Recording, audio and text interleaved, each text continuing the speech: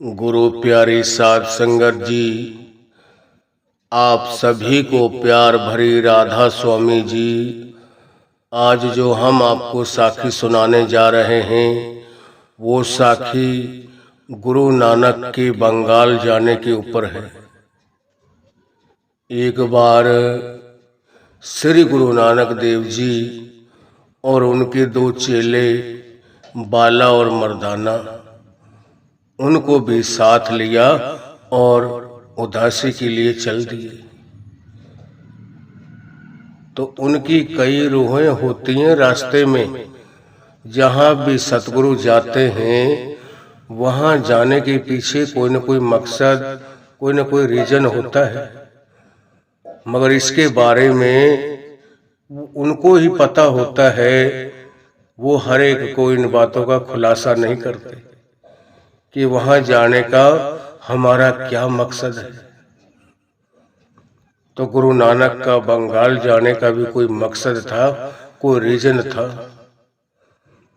कहीं भी कोई भी काम जब अति होती है ना किसी भी काम के ऊपर, तो मालिक उसका फिर सुधार जरूर करते हैं।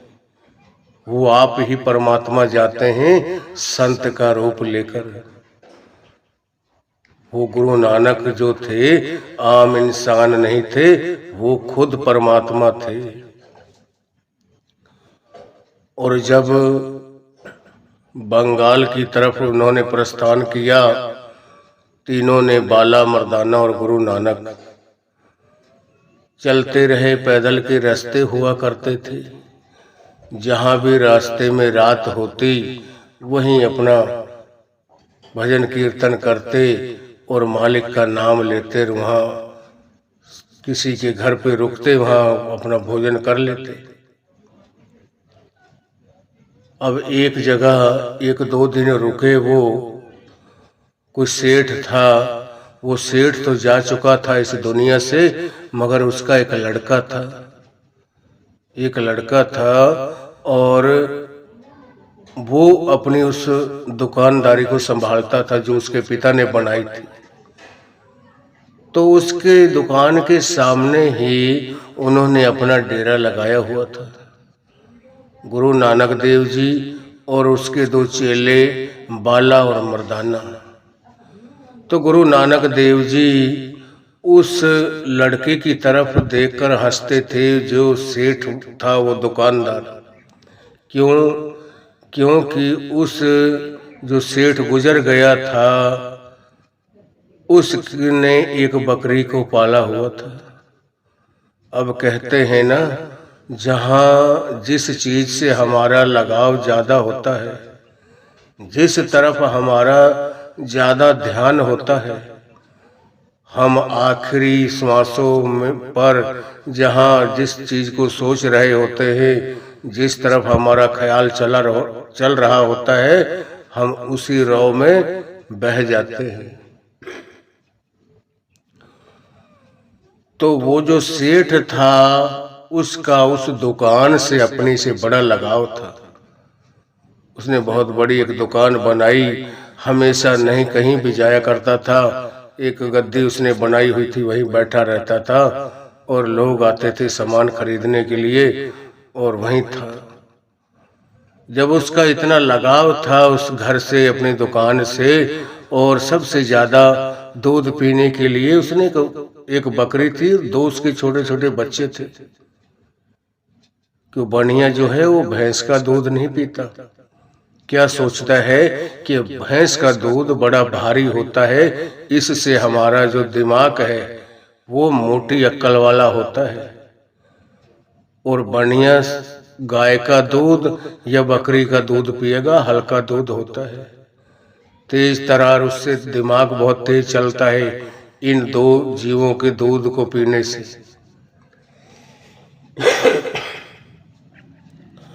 तो जब उस सेठ ने बकरी पाली हुई थी, अब जब उसकी मौत हो गई, अब वो बकरी उसकी सेठ की ब्याने वाली थी, और वो बकरी के पेट में बकरा बन के उसी घर में आ गया।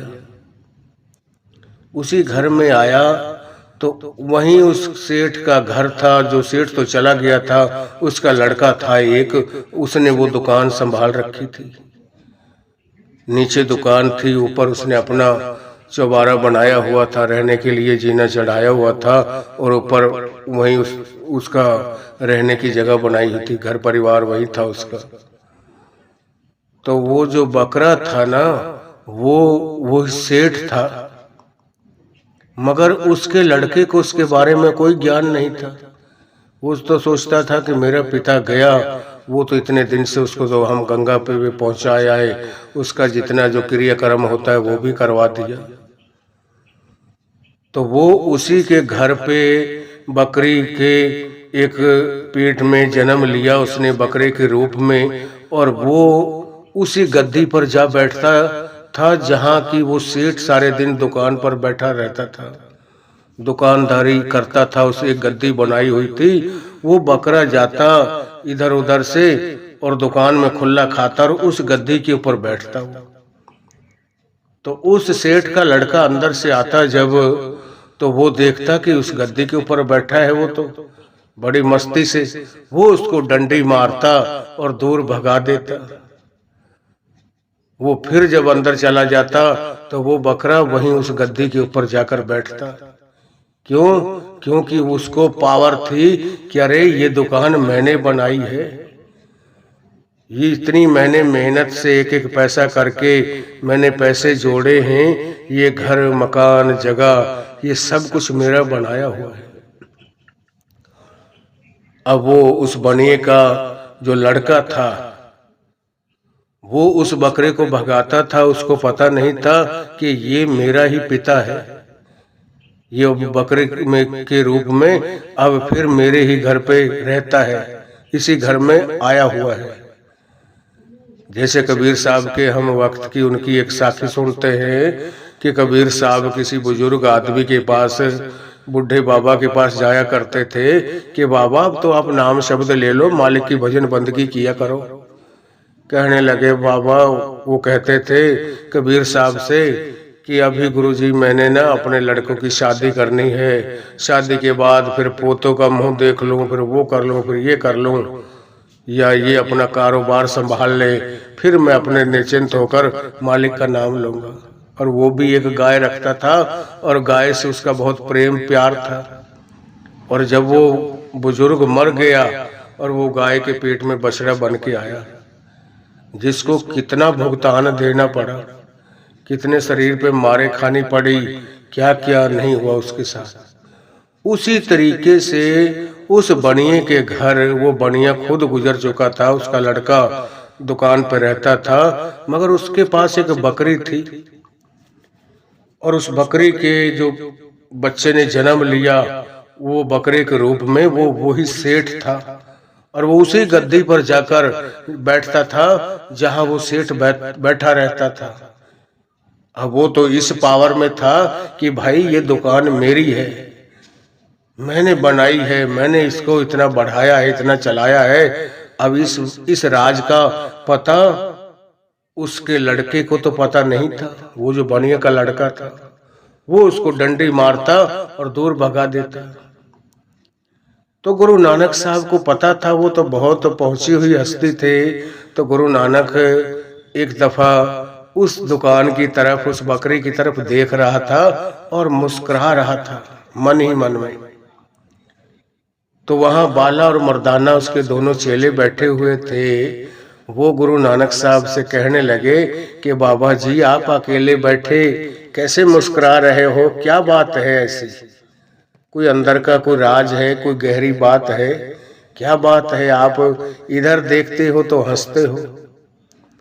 कि वो हंसते इसलिए थे कि वो बकरा तो पिछले जन्म में वो सेठ था जिसने वो दुकान बनाई थी, मगर वो मरकर उसने, जो सेठ ने बकरी पाली हुई थी, उसके पेट से ही उसने बकरे के रूप में जन्म ले लिया और उसी घर पे रहता था। और वो बकरा भी उसी गद्दी पर जहाँ बैठता था जहाँ वो सेठ बैठा रहता था। अब इस बात का उसके लड़के को क्या पता बनिए के, वो उसको हमेशा मारता था, पीटता था और दूर भगाता था। और वो फिर आता थोड़ा बहुत चर चरा के और उसी गद्दी पर आकर बैठता और कहीं नहीं बैठता था।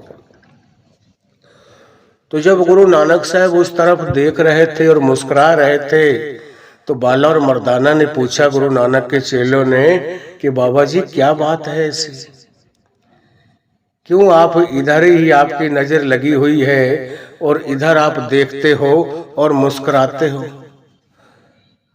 थोड़ा हंसते हो और उस बात को आप हमें नहीं बता रहे, क्या बात है। तो उस वक्त गुरु नानक साहब ने अपने दोनों चेलों को बताया कि बेटा मैं हंस इसलिए रहा हूं कि ये है तो बहुत राज की बात। ये जो बकरा है, ये सामने जो लड़का है, ये दुकान वाला, ये बकरा इसी का पिता है। ये पहले सेठ था और इसी अपनी दुकान में हमेशा बैठा रहा करता था, इसी गद्दी के ऊपर। तो अब वो सेठ तो गया मर, और उस सेठ ने बकरी पाली हुई थी एक, और वो बकरी जब ब्याई तो वो बकरे के रूप में उसी घर में आ गया। कहते हैं ना, अंत समय जहां जिसका ध्यान होगा जिस तरफ, अगर अंत समय नारायण सिमरे तो हम मालिक से मिलते हैं सीधे।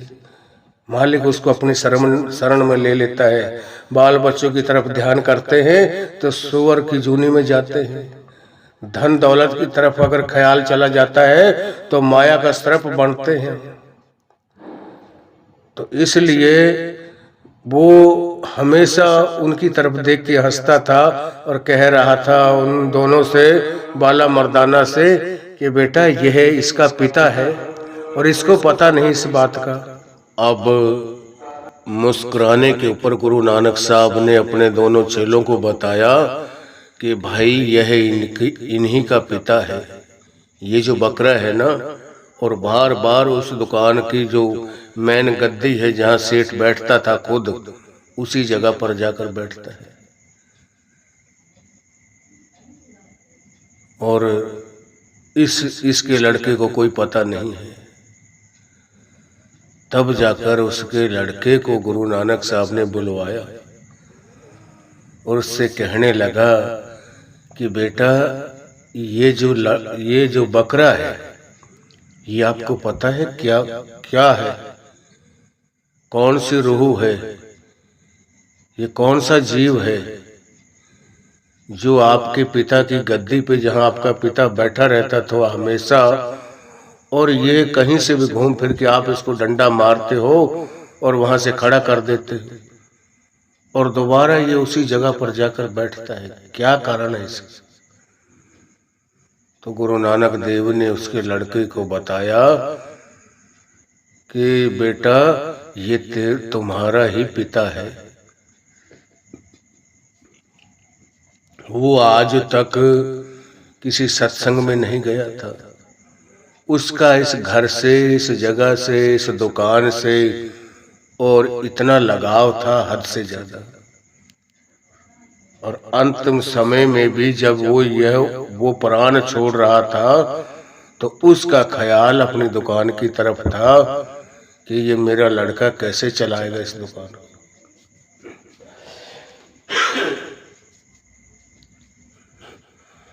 और ये जो बकरा है ना, आपके पिता ने एक बकरी पाली हुई थी और वो जब शरीर को छोड़ गया था, उसका ध्यान इधर था अपने घर और दुकान में, तो वो घूम कर उसकी रूह जो है इसी घर में आ गई है और इस बकरी के पेट से उसने जन्म लिया है। ये जो बकरा है ना, जिसको तू डंडे मार के वहां से भगा देता है, यह तेरा ही पिता है। और ये अपनी धौंस से अपनी पावर बना के जाता है कि तू कौन होता है, ये दुकान मेरी बनाई हुई है, मैंने इतना कुछ कमा के इतनी बना के दी है, अब तेरे को पता नहीं, तू सोचता है कि मेरे पिता की गद्दी पे ये जाकर बैठता है, इसको उधर बैठना चाहिए कहीं। तो तब उसको समझ आई, उसने हाथ जोड़ लिए, कहने लगा वो लड़का गुरु नानक साहब से कि गुरुजी फिर उसका उद्धार कैसे होगा, कैसे मेरे पिताजी की मुक्ति होगी। तो गुरु नानक देव ने कहा कि बेटा अब उसकी इच्छा है कुछ दिनों के लिए, अब इस शरीर को जब त्यागेगा, अब कोई वक्त आएगा दोबारा उसको इंसान की जूनी मिलेगी, कितने दिनों बाद फिर जाकर ये भजन बंदगी में लगेगा, तब जाकर इसका पार उतारा होगा। अब इसने यह जीवन एक दफा मिला इसको, और इसने बेकार के कामों में, व्यर्थ के कामों में जाया कर दिया है। अब इसकी मुक्ति होने वाली नहीं है। हालांकि संत सतगुरु जो होते हैं सब कुछ कर सकते हैं अपनी दया मेहर से, मगर कुछ नहीं करते वो। क्यों? उसने आज तक कहीं सत्संग में नहीं गया, हमेशा ही उस दुकान से चिपका रहा, उसी दुकान से लगाव रहा उसका।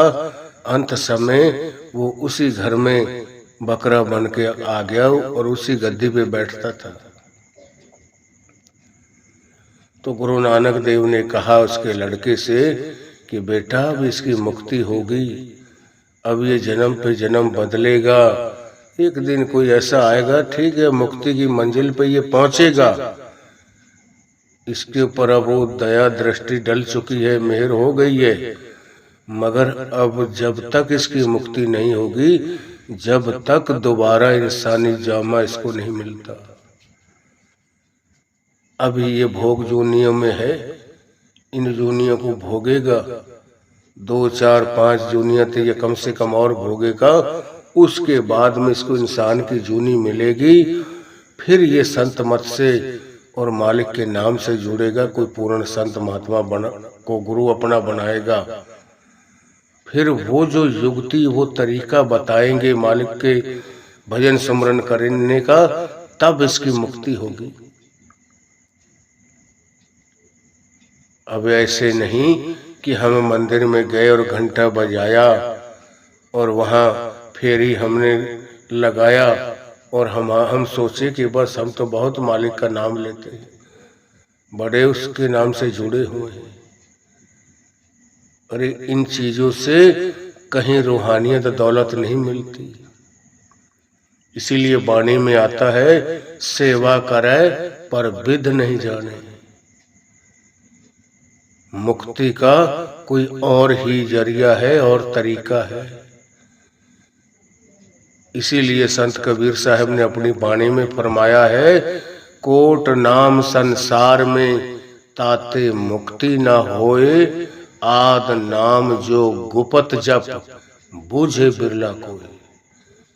कि करोड़ों नामों से लोग उस परमात्मा को याद करते हैं, मगर उन नामों से उनकी मुक्ति नहीं होती। कोट नाम संसार में ताते मुक्ति न होए, आद नाम जो गुपत जप। कि जो परमात्मा ने अपने आप से मिलने की एक युक्ति, एक तरीका, जब यह सृष्टि बनी थी, जो उस दिन परमात्मा ने अपने आप से मिलने की एक युक्ति, एक तरीका रखा था, उस दिन भी वही कानून था। आज भी जो मालिक से मिलना चाहते हैं वही तरीका है। परमात्मा कभी बार बार उन तरीकों को, उन नियमों को, उन कानूनों को कभी नहीं बदलता। ये हम बदलते हैं, साल 2 साल 5 साल बाद वो कानून बदल गया, वो सरकार बदल गई, मगर परमात्मा कभी नहीं बदलता और ना ही अपने नियम, अपने कानून बदलता है।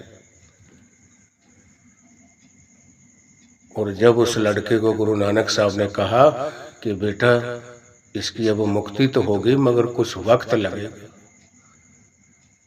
अब इतना जल्दबाजी नहीं है कि मैं तेरे को कह दूं कि मैं अभी इसको सचखंड पहुंचा रहा हूं, ये मैं झूठी तसल्ली नहीं देती। यही बाबा जी हमारे कहते हैं कि भाई मैं झूठ नहीं बोलते, एक झूठ से निकालकर मैं दूसरे झूठ में फंसाना नहीं चाहता कि जाओ आपकी मुक्ति हो जाएगी। जब आप जिंदे जी भक्ति नहीं करोगे, भजन स्मरण नहीं करोगे, तो आपको मरने के बाद, शरीर छोड़ने के बाद आप किसको पकड़ोगे? क्या जिम्मेवारी है? आप किससे कुछ कहोगे कि आपने कहा था कि हम आपको ले जाएंगे और आज नहीं ले जा रहे? तो बाबा जी फरमाते हैं, भाई आप जिंदे जी रिश्ता जोड़ लो। अब कोई जिंदे जी तो अनपढ़ रहे, पढ़ाई ना करे, कभी स्कूल में ना जाए, तो हम सोचे मरने के बाद कौन आदमी उसको MA BA की डिग्री दे देगा। ये झूठी तसल्ली है, झूठा सब कुछ है, कुछ नहीं मिलने वाला मरने के बाद। कुछ मिलना है या हमें उस चीज का एहसास होना है, तो आज जिंदे जी हमने मालिक की पूरी भजन बंदगी करके और अपने 9 द्वारों को खाली करके जब तक 10वें में नहीं पहुंचते, त्रिलोकी को पार करके 4थे मंजिल पर नहीं जाते, जब तक हमारे कोई गारंटी नहीं। क्यों? तीनों लोगों को पार करके आगे सतगुरु नूरी स्वरूप में मिलते हैं और उन दर्शनों से ही हमारे पापों का नाश होता है। वाणी में लिखा हुआ है, दर्शन पेटत पाप सब नाशे, हर से दे मिलाई। कि वो अंदर के दर्शन हैं जिनसे एक दफा भेंट होने के बाद सारे दुखों का, सारे पापों का नाश हो जाता है। दर्शन पेटत पाप सब नाशे, हर से दे मिलाई। कि हमारा उस हरि से, उस अकाल पुरुष से मेल हो जाता है, नहीं और कोई जरिया ही नहीं है।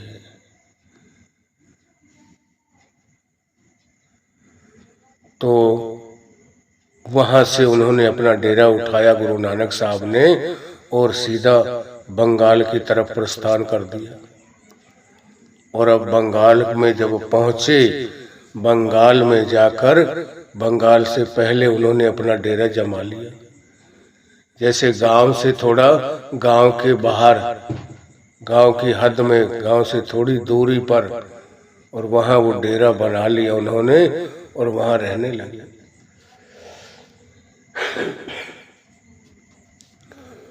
तो जो मर्दाना था वो भूख का बड़ा, उससे भूख बर्दाश्त नहीं होती थी। जो बाला था वो बड़ा सब्र संतोष वाला था और मर्दाने से भूख प्यास, क्यों वो जाति से मिरासी था, मांग के खाने वाला, अपना पेट भर लेता था और उससे भूख बर्दाश्त नहीं होती थी। तो वो जब बंगाल में गए, वहां जाकर डेरा जमाया, तो 1-2 दिन वहीं मालिक के ध्यान में बैठ गया। अब मर्दाने से इतना टाइम कहाँ रुका जाता है। उसने हाथ जोड़े, कहने लगा, गुरुजी मेरे से भूख बर्दाश्त नहीं होती और मैं तो जा रहा हूँ, मेरे लिए आप कहीं खाने का बंदोबस्त करें। तो उसने कहा, ठीक है बेटा, अब हम आपको भूखा नहीं रहने देंगे और आपको खिलाएंगे कुछ न कुछ, आप रुके रहें। मगर वो उनके से गुरु नानक साहब की बात ना मानकर और उसने कहा, गुरुजी मैं आ रहा हूँ, अभी जाता हूँ गांव में और किसी के घर से 2 रोटी मांग के खा लूंगा, मेरे से नहीं रुका जाता। तो मना करने के बावजूद भी मर्दाना बंगाल शहर में, बंगाल में चला गया अंदर। जब बंगाल में गया तो एक घर के आगे किसी पेड़ के नीचे, छांव के नीचे 4-5 औरतें बैठी हुई थी और वहां गया उनके पास, कहने लगा, बहन अगर आपके पास 2 रोटी हो तो मेरे को दे दो आप, मैं 2 दिन से भूखा हूँ। तो उन्होंने कहा, आओ भाई बैठो, क्यों नहीं, खाना खिलाएंगे, आओ बैठो, पानी पियो। एक ने पानी का गिलास दिया और उसको वहाँ पीढ़ा दे दिया कि यहाँ बैठो, पीढ़े के ऊपर आप, उसको बैठा दिया। अब बंगाल का तो आप जादू जानते ही हो, सबसे टॉप नंबर पे था। जो जी चाहे इंसान को बना सकते थे। पशु, गधा, घोड़ा, जो उनका जी करता था ना, जो उनके मन में आता था वही चीज बना देती थी। वो औरत भी और वहां के इंसान भी, इतना जादू, इतनी कला थी उनके अंदर। अब जब मर्दाने को वहां बैठा लिया और उन्होंने कोई चीज उसकी तरफ पढ़कर मारी तो वो मर्दाना एक बकरा बन गया। अब मर्दाने को बकरा बनाकर बांध दिया उन्होंने। अब जब मर्दाना वापिस नहीं गया, सारा दिन गुजर गया, शाम हो गई, रात हो गई, नहीं गया। अब गुरु जी को तो पता था, गुरु नानक देव जी को तो पता था कि अब वो कहाँ फंसा हुआ है, कहाँ है इस वक्त। तो उसने पीछे उस बाला को भेजा कि भाई उसका पता कर, गांव में कहाँ रुक गया, किसके पास रुक गया। कह रहा था कि मैं अभी जाता हूँ गुरुजी और 2 प्रसादे मांग के मैं अपना पेट भर लूंगा और मैं वापस अभी आ जाता हूँ। और इतना टाइम हो गया, कहाँ रुक गया वो। तो वो गया, पूछता पूछता इधर उधर देखता और एक उसी घर पे 4-5 औरतें बैठी हुई थी। उनके पास गया कि बहन जी, यहाँ से हमारे एक साथी था, अगर वो आया हो तो आपने देखा हो तो, 2 प्रसादे मांगने के लिए आया था। रोटी से भूखा था वो और कह रहा था मैं किसी के घर से 2 प्रसादे मांग कर खा लूंगा, मेरी भूख खत्म हो जाएगी। अगर आपने देखा हो तो हमें बताएं। तो वो उससे पूछने लगी कि आओ भाई बैठो, कहाँ से आए हो आप, कौन था वो, क्या कैसे कपड़े थे, कैसा उसका हुलिया था, कैसे, सब कुछ पूछने लगी।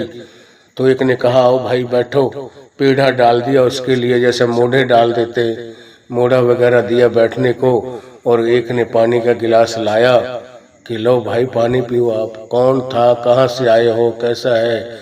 और दूसरी ने उसके ऊपर वो जादू मारा और उसको भी बकरा बना दिया और उसको भी बकरा बनाकर उसी मर्दाना के साथ में बांध दिया। वो भी बकरा बनकर बंधा हुआ था। अब जब मर्दाना वो बाला भी नहीं पहुंचा तो गुरुजी को तो पता था कि क्या हो रहा है। वो तो खुद परमात्मा थे, घट घट की जानने वाले थे कि क्या हो रहा है।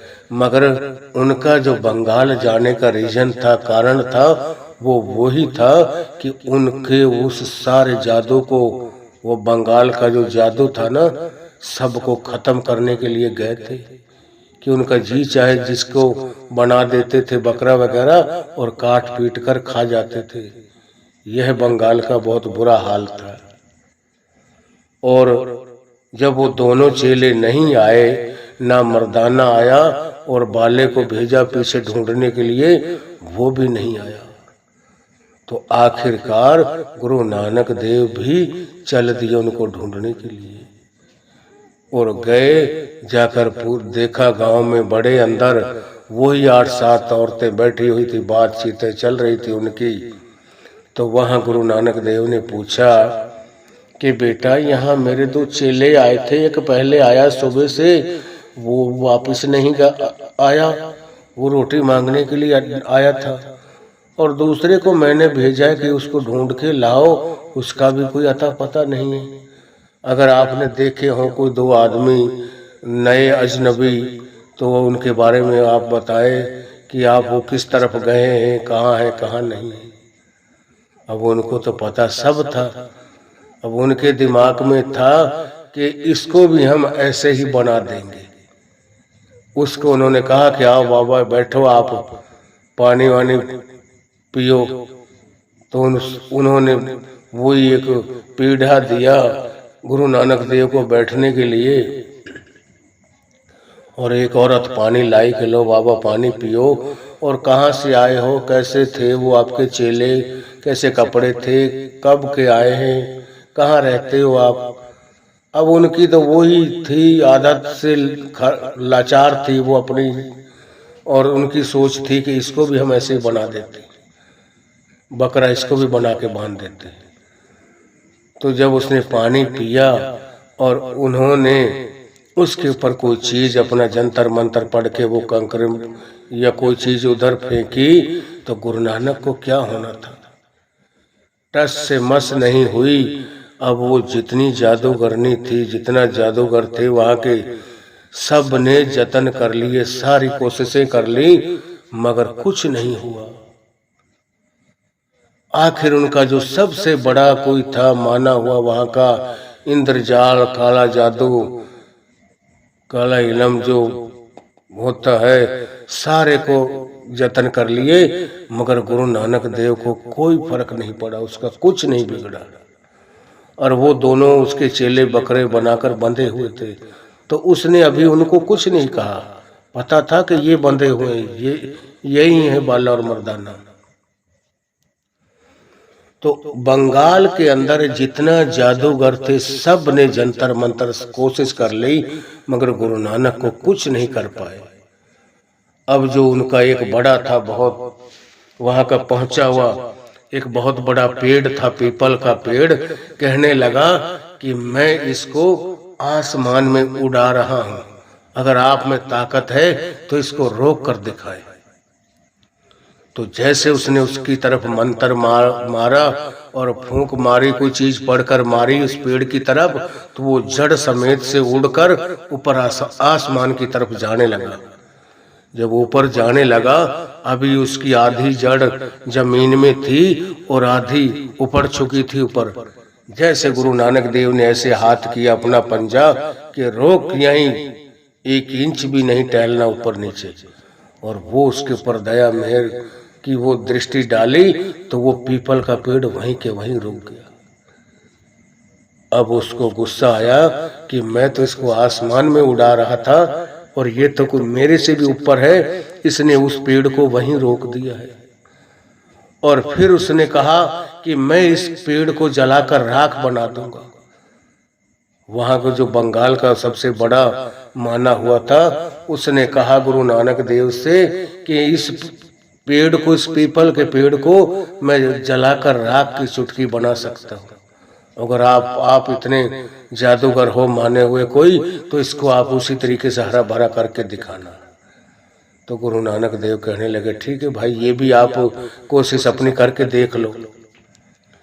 तो उस वक्त उसने अपना जादू मंत्र मारा और पीपल के पेड़ को एकदम सुखाकर राख बना दिया, खत्म कर दिया उस पेड़ को। और गुरु नानक देव ने वो मेहर भरी दृष्टि डाली और उसी तरीके से उससे भी और ज्यादा हरा भरा लहराने लग गया। वो और भी ज्यादा उसके अंदर वो फुटाव, वो हरा भरा लहराने लग गया। उसी तरीके से सही कर दिया गुरु नानक देव जी ने। अब यह सीन देखकर वो बड़ा अचंभित, बड़ा उसने सारी कोशिशें कर ली। जब कुछ नहीं कर पाए तो गुरु नानक देव ने क्या काम किया, अब जो उनकी औरतें थी कुएं पर से पानी भरकर ला रही थी, एक एक नहीं 2-2 मटके ऊपर नीचे रखे हुए थे पानी के।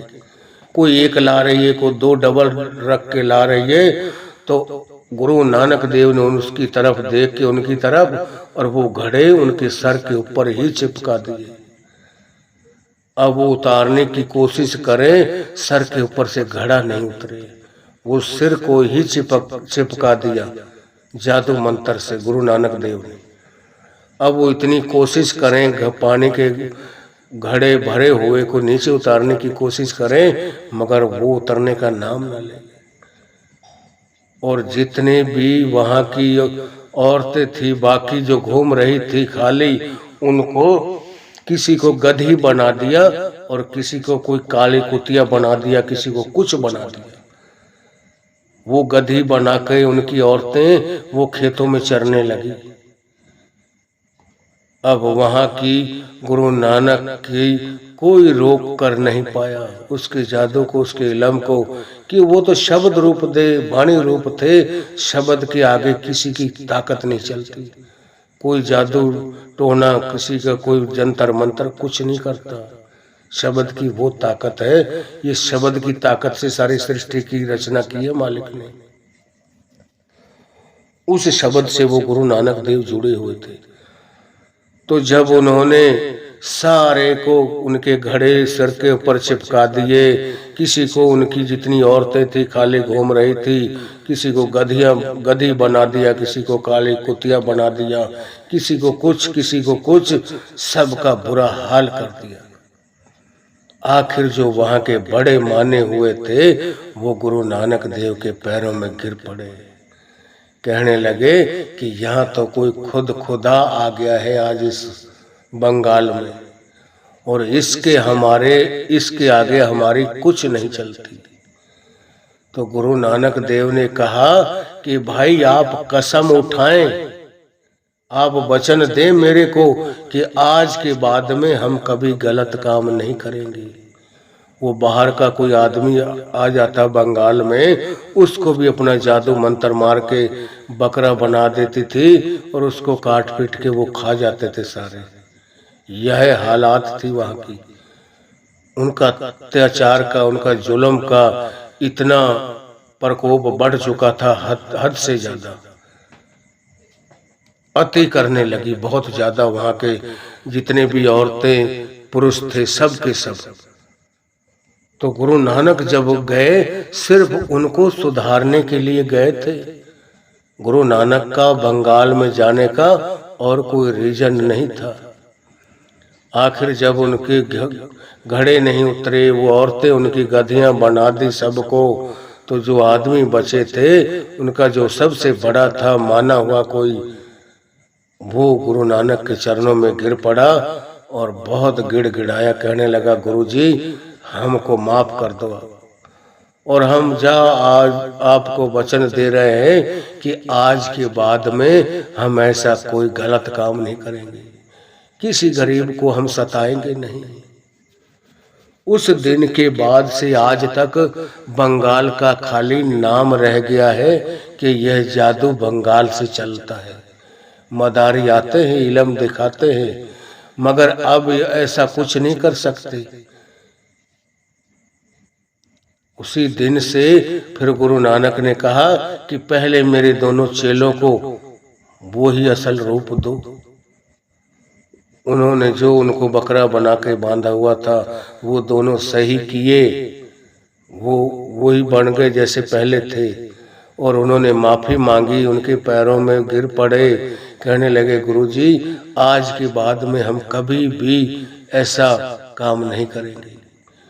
तो गुरु नानक साहब ने वहाँ के जादू को, वहाँ के इल्म को ही खत्म कर दिया था कि तुम्हारे पास करना भी चाहोगे तो आप कुछ चाहते हुए भी नहीं कर पाओगे, किसी का कुछ नहीं बिगाड़ पाओगे। जा मैं आपको ये वचन दे के जा रहा हूँ, ये आपसे बोल के जा रहा हूँ, आप किसी को कुछ बनाना भी चाहोगे ना तो आप कुछ किसी का बिगाड़ नहीं पाओगे।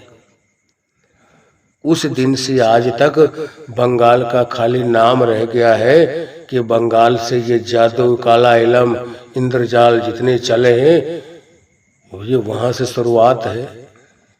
मगर उस जो अति कर रहे थे लोगों के साथ, दुनियादारी वालों के साथ, यह चीज गुरु नानक देव ने भुला दी थी बंगाल वालों को। आज खाली नाम रह गया है बंगाल का, बंगाल में है कुछ नहीं।